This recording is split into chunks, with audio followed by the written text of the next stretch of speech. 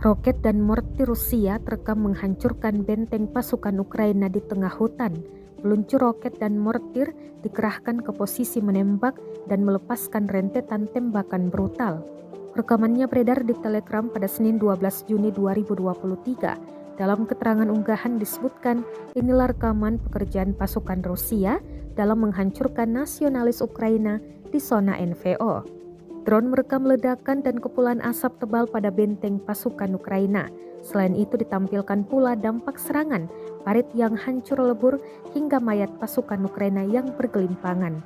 Rekamannya pun telah menuai berbagai komentar dari warganet.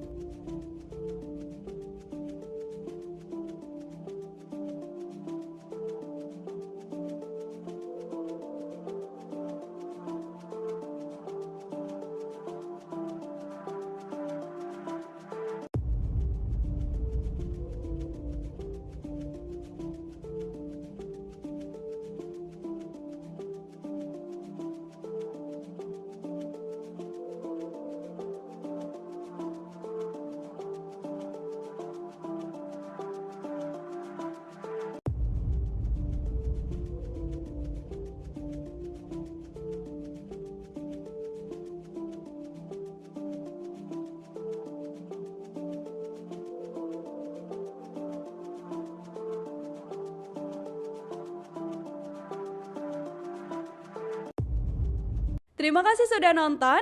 Jangan lupa like, subscribe, dan share ya.